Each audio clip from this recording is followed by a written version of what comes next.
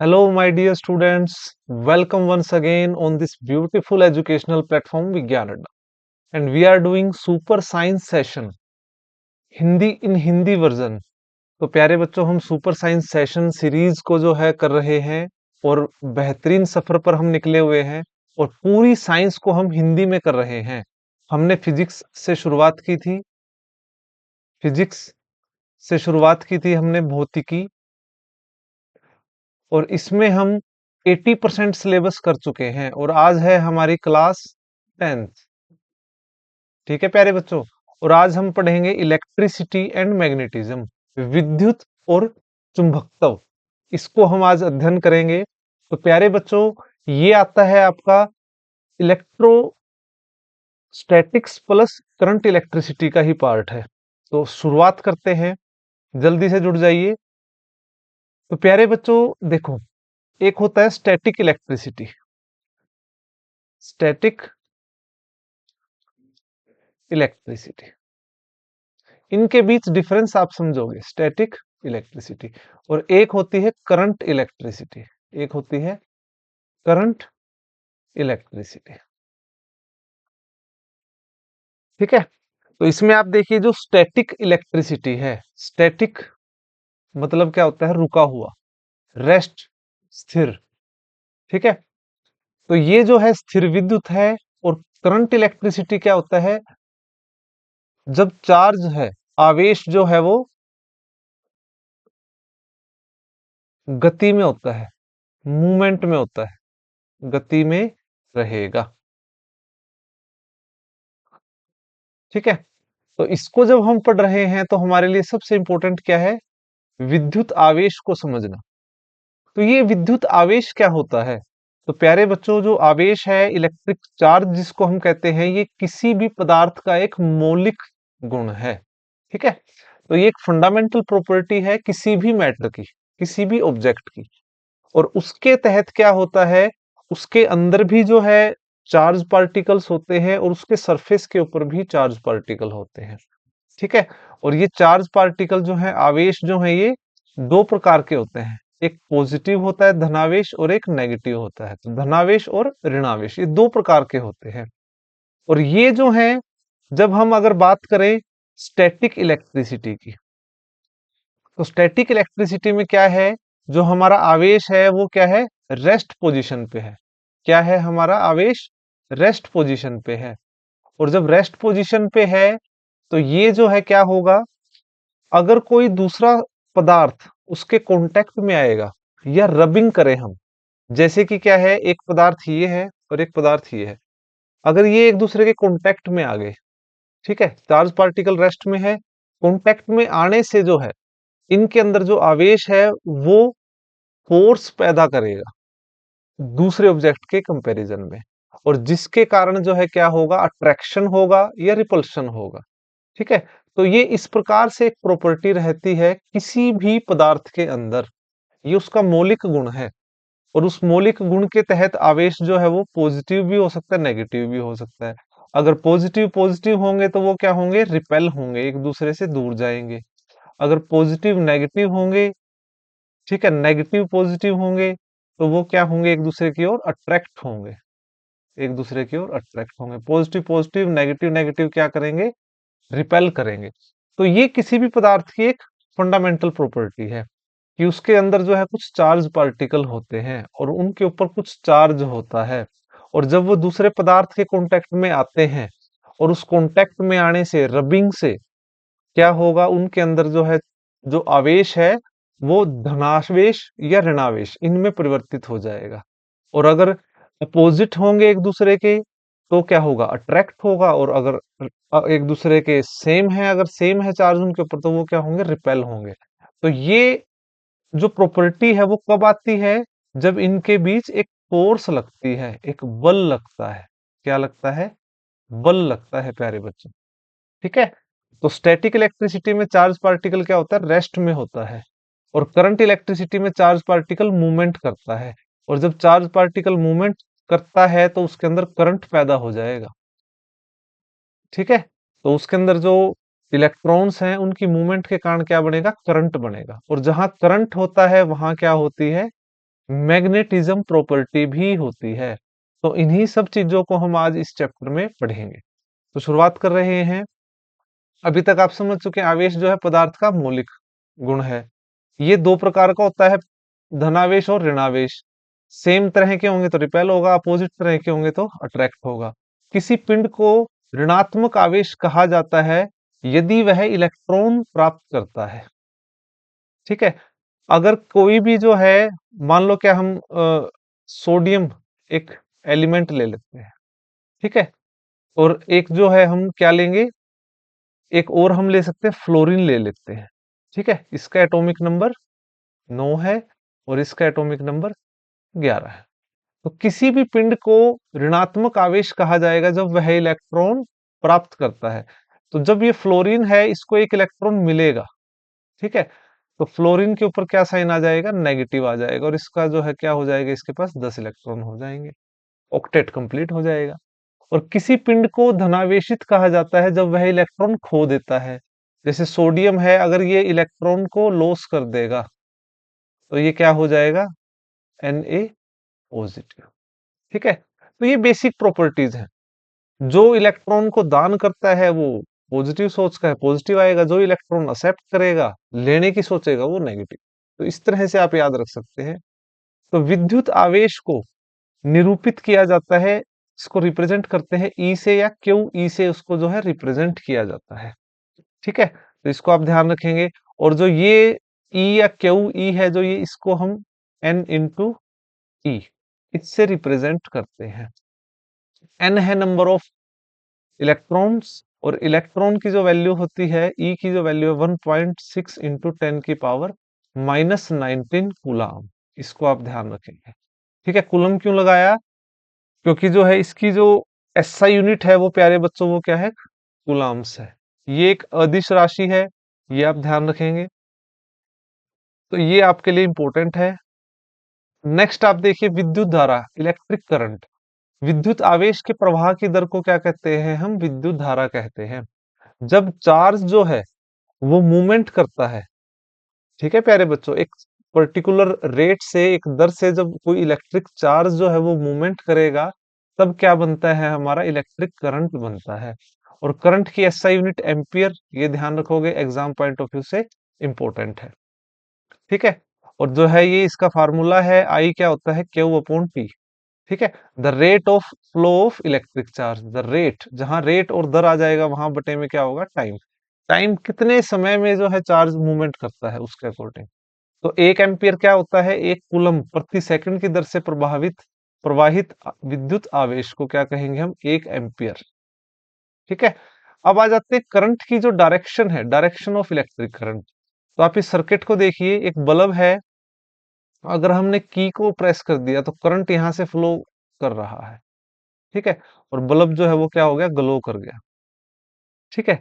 तो एक्चुअल में इलेक्ट्रॉन्स तो जो चलते हैं, इलेक्ट्रॉन जो चलते हैं वो कहां से कहां जाते हैं, नेगेटिव से पॉजिटिव। ठीक है। कहां से कहां जाते हैं, नेगेटिव से पॉजिटिव।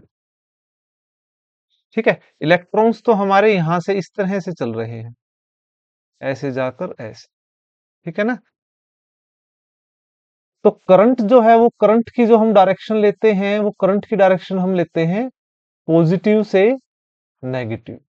ऐसा क्यों है, ठीक है प्यारे बच्चों। ये तो है इलेक्ट्रॉनिक डायरेक्शन जो मानी गई है करंट की, और ये कन्वेंशनल डायरेक्शन जो है हमने इसको मान लिया है। अब करंट जो है वो पॉजिटिव टर्मिनल से फ्लो करता हुआ नेगेटिव टर्मिनल में आ जाता है। और ऐसा इसलिए है कि शुरू में हमने इसको नेगेटिव से पॉजिटिव लिया था, in the direction of electric electric charge या फिर इलेक्ट्रॉन्स। लेकिन उसमें हमारी जो मैग्नेटिक रूल्स थे, मैग्नेटिक थ्योरी के जो रूल्स थे वो फॉलो नहीं हुए।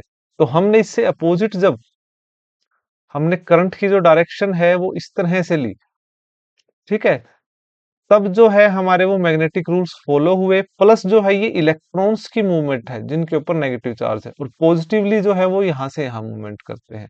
तो इसलिए जो करंट की डायरेक्शन है वो पॉजिटिव टर्मिनल से नेगेटिव टर्मिनल मानी जाती है। तो धनावेशित टर्मिनल से ऋणात्मक टर्मिनल तक प्रवाह करते हैं। ठीक है। तो विद्युत धारा की दिशा को इलेक्ट्रॉनों के प्रवाह की दिशा के विपरीत मान लिया गया है, इसलिए इसको कहते हैं conventional direction, conventional direction of current. Okay, तो इसको आप ध्यान रखेंगे। नेक्स्ट आते हैं हम इलेक्ट्रिक पोटेंशियल वोल्टेज।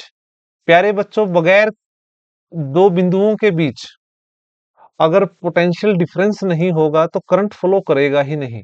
तो ये इस क्या कहता है, किसी इकाई धनावेश को अनंत से एक बिंदु तक लाने में जितना कार्य करना पड़ता है उस बिंदु को क्या कहते हैं, इलेक्ट्रिक वोल्टेज। ठीक है ना। तो किसी पॉइंट पर इनफाइनाइट, ठीक है, इनफाइनाइट से किसी पॉइंट पर किसी चार्ज पार्टिकल को लेके आने में, ठीक है, जो कार्य करना पड़ता है उसको हम वोल्टेज कहते हैं। तो वोल्टेज क्या हुआ, work done to move charge particle. ठीक है, चार्ज। ठीक है, तो ये जो है हमारा क्या होता है, इसका फॉर्मूला रहेगा। ठीक है, तो इसको आप ध्यान रखेंगे। तो नेक्स्ट आप देखिए, विभव की जो यूनिट है वो क्या होती है, वोल्ट होती है, या जूल प्रति कूलम। ठीक है, ठीक है ना। तो इसकी जो यूनिट है ये रहेगी, और ये इसका फार्मूला जो है मैं आपको बता चुका हूं। ठीक है, इसको आप ध्यान रखेंगे। इलेक्ट्रिक डिफरेंस क्या होता है, दो बिंदुओं के बीच। विद्युत विभवांतर क्या है, दो बिंदुओं के बीच विभवों का अंतर कहलाता है। ठीक है, पोटेंशियल डिफरेंस, जैसे पॉजिटिव टर्मिनल और नेगेटिव, और जब ये पोटेंशियल डिफरेंस होगा तभी करंट जो है प्रोड्यूस होगा। नेक्स्ट क्वेश्चन आपका अगेन इंपॉर्टेंट है, एमीटर। एमीटर क्या करता है, ये इलेक्ट्रिक करंट को मेजर करता है। ठीक है, तो ये आप ध्यान रखेंगे, विद्युत धारा को मापने का काम करता है एमीटर। वोल्ट मीटर जो है वोल्टेज को, विभवांतर को मापने का काम करता है वोल्ट मीटर। ये लगता है सीरीज में, और एमीटर लगता है पैरेलल। ठीक है, इसको आप ध्यान रखेंगे। ठीक है, नेक्स्ट आ जाते हैं ओम्स लॉ। सबसे फंडामेंटल और इंपॉर्टेंट रूल है ओम्स लॉ। ओम्स लॉ क्या कहता है कि यदि हम ताप और अन्य भौतिक अवस्थाओं को नियत कर दें, कांस्टेंट कर दें, तब क्या होगा, प्रतिरोधक के सिरों के बीच उत्पन्न विभवांतर जो है, दो पॉइंटों के बीच जो है, जो इलेक्ट्रिक वोल्टेज जो प्रवाहित होती है वो विद्युत धारा के समानुपात होती है। तो वोल्टेज जो है वो करंट के डायरेक्टली प्रोपोर्शनल होती है। ठीक है, और यहाँ कांस्टेंट आ जाएगा V is equal to I R. R क्या होगा, कांस्टेंट होगा, और इसको हम रिप्रेजेंट करते हैं रेजिस्टेंस, प्रतिरोध से, जिसकी यूनिट क्या है, ओम। ठीक है, इसकी यूनिट क्या है, ओम। तो इसको आप ध्यान रखेंगे। ठीक है, तो ये आपका इस तरह से इंपॉर्टेंट है। इलेक्ट्रिक रेजिस्टेंस, यदि किसी चालक का वह गुण है, इलेक्ट्रिक रेजिस्टेंस जो है वो वह गुण है जिसके कारण वह उसमें से विद्युत धारा के प्रवाह का विरोध करता है, तो वो इलेक्ट्रिक रेजिस्टेंस कहलाता है। तो बेसिकली क्या होता है, जब मॉलिक्यूल्स या इलेक्ट्रॉन्स इन दो पॉइंट्स के बीच, ये वी ए है, ये वी बी है, ठीक है, तो जब इनके बीच हम वोल्टेज डिफरेंस क्रिएट करेंगे, ठीक है, विभवांतर क्रिएट होगा, तो क्या होगा, ये जो है मूवमेंट करना स्टार्ट कर देंगे इस तरफ, इस तरफ, रैंडम, रैंडम। ठीक है, तो जब ये मूवमेंट स्टार्ट कर देंगे तो क्या हो जाएगा, हीट बढ़ जाएगी। ठीक है, इनका कोलिजन बढ़ जाएगा, जो है वो बढ़ जाएगा। ठीक है, जिसके कारण जो है एक इनके बीच प्रतिरोध उत्पन्न हो जाता है, प्रतिरोध उत्पन्न हो जाएगा, और वो क्या करेगा, करंट को रोकेगा, मिनिमम करेगा। ठीक है ना। तो ये रेजिस्टेंस इस प्रकार से बनता है। इसकी एसआई यूनिट होती है ओम, आप ध्यान रखेंगे, ये इसका फार्मूला रहेगा। और ये रेजिस्टेंस जो आर है ये किस पर डिपेंड करता है, अब आप ये देखिए, जो रेजिस्टेंस है ये किस पर डिपेंड करेगा, चालक की लंबाई पर, ठीक है, और उसके क्षेत्रफल पर, और उस पदार्थ की प्रकृति पर निर्भर करता है। किसी धातु के एक समान चालक का प्रतिरोध उसकी लंबाई के डायरेक्टली प्रोपोर्शनल है, उसके एरिया के इनवर्सली प्रोपोर्शनल है। ये चीज देखिए, resistance is directly proportional to length, inversely proportional to area, और यहां से बन जाता है R is equal to rho L by A. ठीक है। और ये जो है ये क्या है, रो क्या है, रेजिस्टिविटी, प्रतिरोधकता। किसी पर्टिकुलर मटेरियल की रेजिस्टिविटी अलग अलग होती है। कंडक्टर्स की अलग होती है, इंसुलेटर की अलग होती है, सेमीकंडक्टर्स की अलग अलग रहेगी। तो रेजिस्टिविटी क्या है, किसी पदार्थ का वैद्युत प्रतिरोधकता से उस पदार्थ द्वारा विद्युत धारा के प्रवाह का विरोध करने की क्षमता।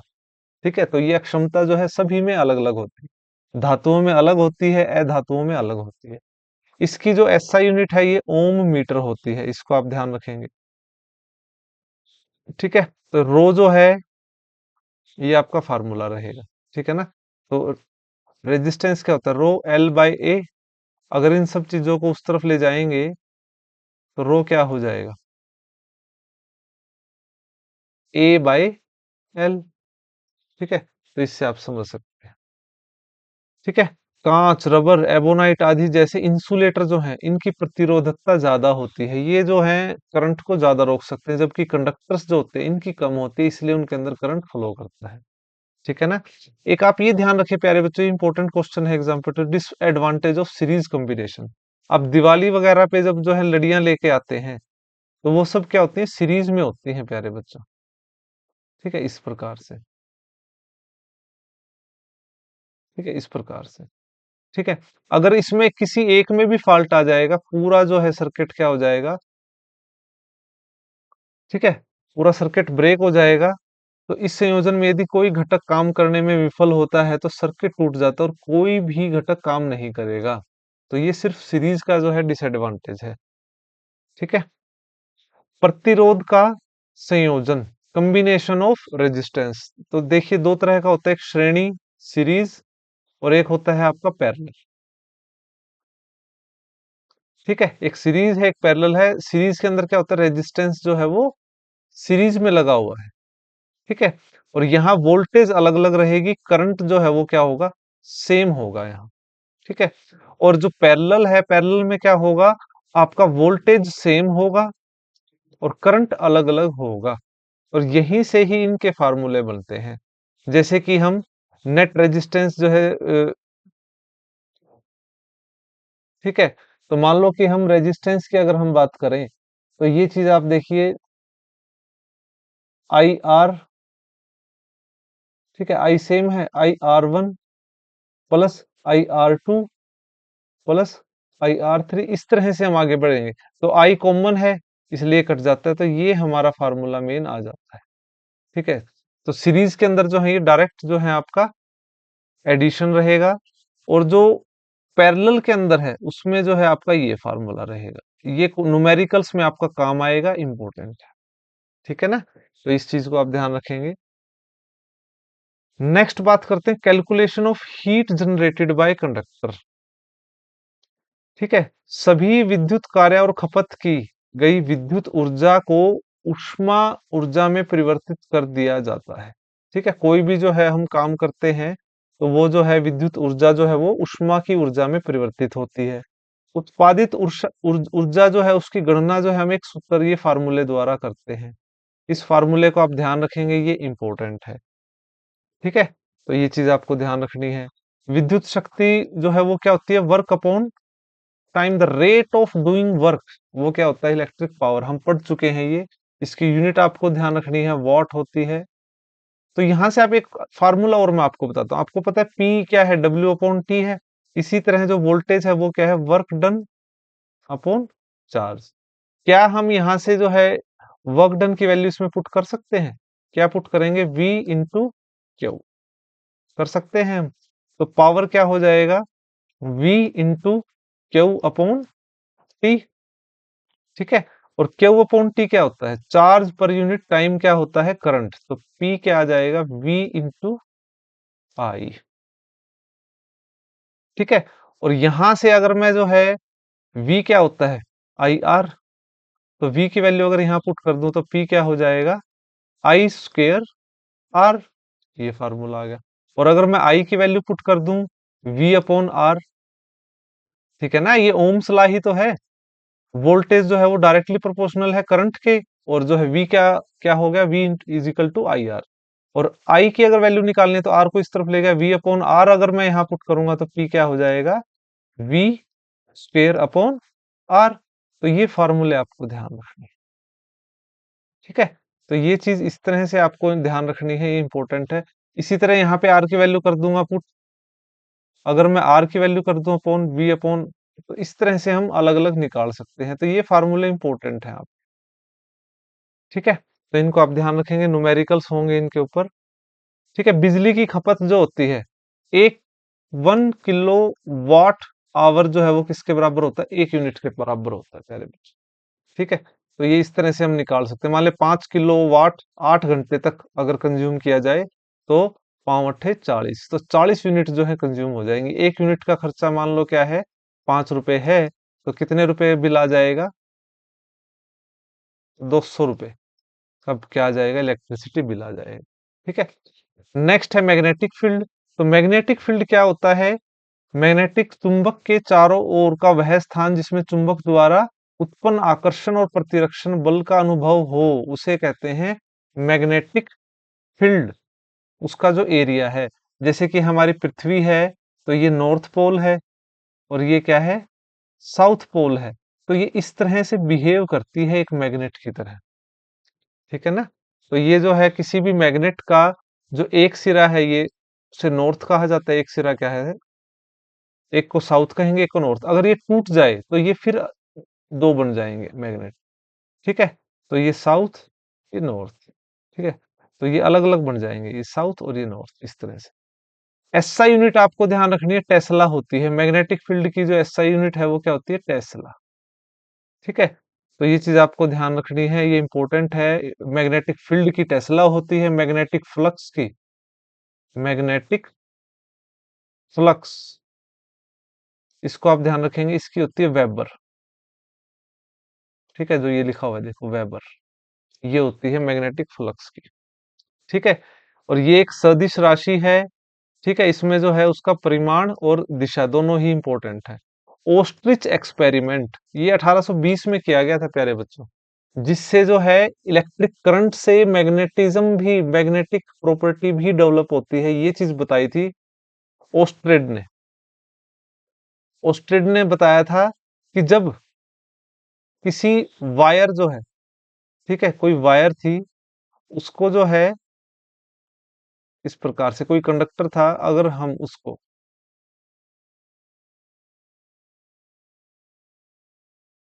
ठीक है, ये पॉजिटिव है ये नेगेटिव है, तो जब ये करंट फॉलो किया गया, करंट फ्लो किया गया, तो यहां जो था कंडक्टर था, ये हमारा क्या था, कंडक्टर था। और जब इसके पास मैग्नेट लाया गया तो उसमें मैग्नेटिक प्रॉपर्टी जो है, जब यहां से देखा गया तो मैग्नेटिक प्रॉपर्टी डेवलप हो रही थी।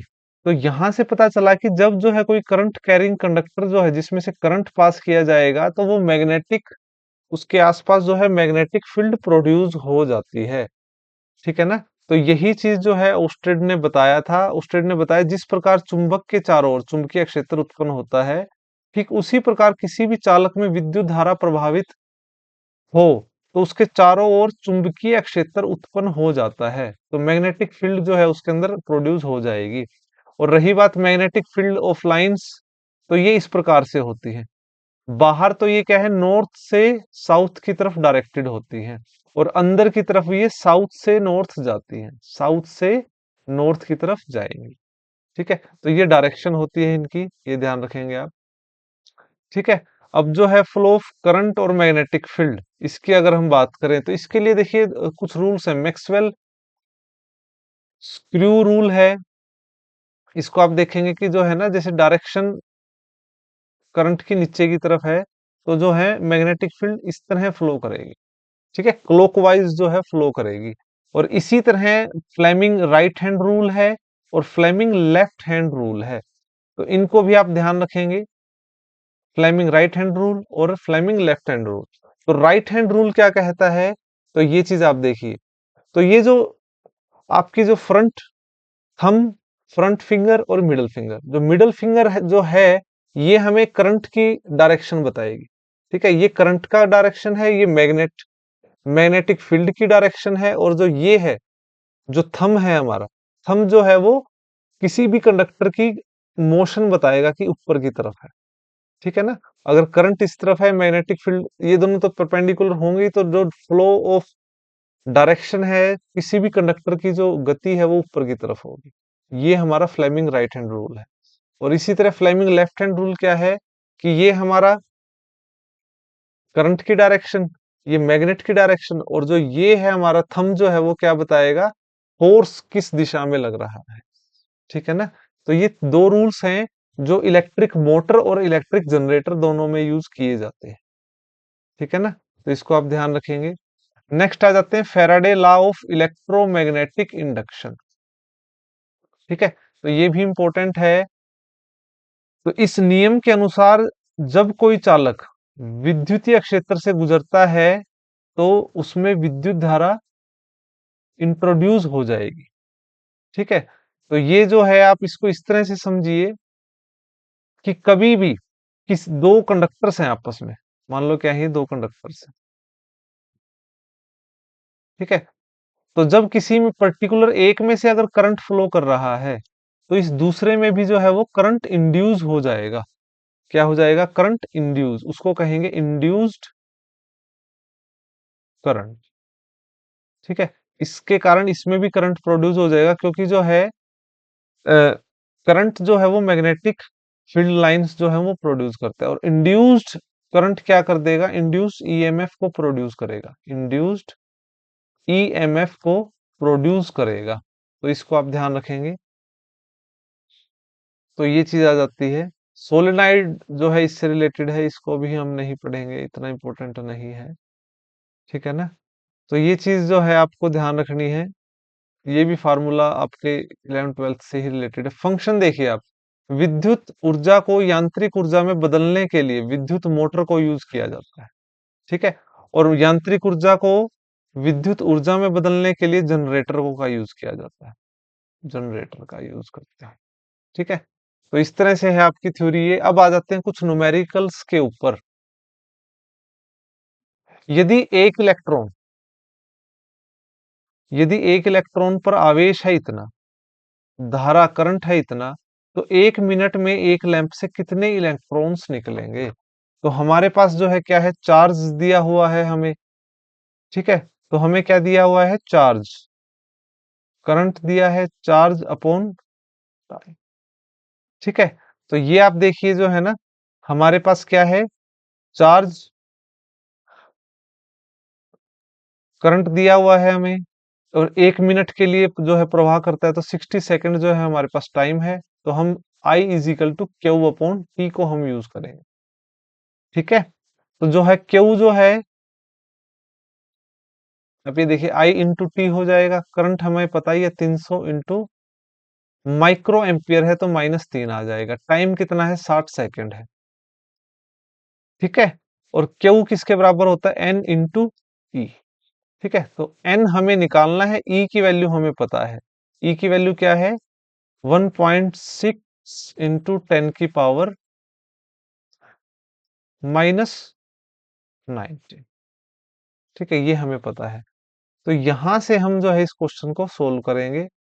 ठीक है, और यहां से हमारी एन की वैल्यू क्या आ जाएगी कि लगभग 1.1 इंटू 10 की पावर 20 नंबर ऑफ इलेक्ट्रॉन्स जो है वो पाए जाते हैं। नेक्स्ट है, एक चालक तार पर दो बिंदुओं के बीच 2 कूलम आवेश को स्थानांतरित करने के लिए इतने जूल का कार्य करता है। तो कोई चालक जो है वो तार के दो बिंदुओं के बीच, ठीक है ना, तो चार्ज हमें क्या दिया है? 2 कूलम, और वर्क क्या है?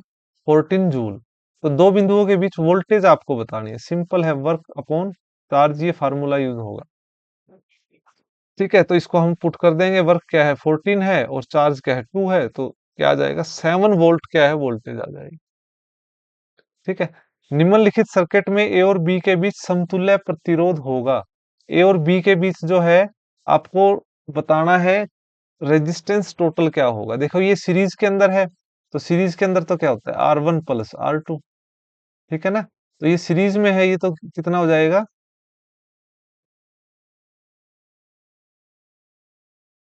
5 + 6 कितना हो जाएगा? 11। तो ये कितना हो गया हमारा? इस तरह से बनाते हैं इसको। तो ये हो गया हमारा 11 ओम। और नीचे वाला जो है ये क्या है? ये भी 5 + 6 है, तो ये भी क्या हो गया? 11 ओम हो गया। तो इस तरह से हम डायरेक्ट ऐड कर सकते हैं सीरीज में। अब ये पैरेलल में है, तो ये कैसे हम निकालेंगे? ये इस प्रकार से निकालेंगे, 1/11 + 1/11। 1 2 1, 2 आ गया, 1/r आ गया। r क्या हो गया? 21/2। ठीक है ना? तो ये जो चीज है आपको ध्यान रखनी है। सॉरी,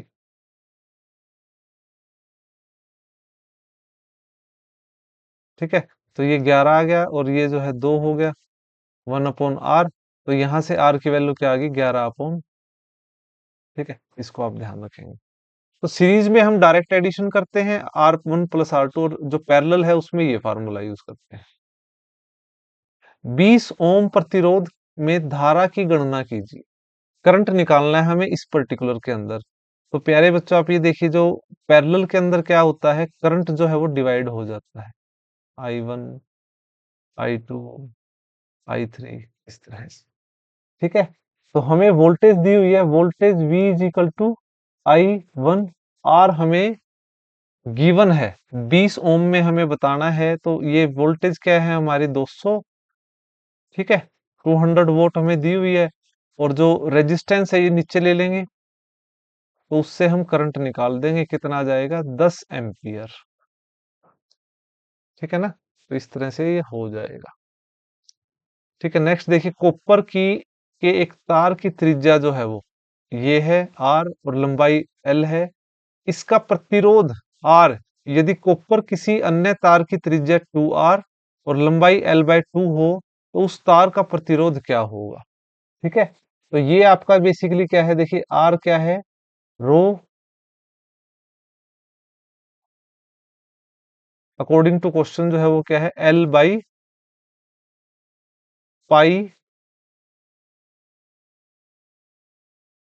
ठीक है।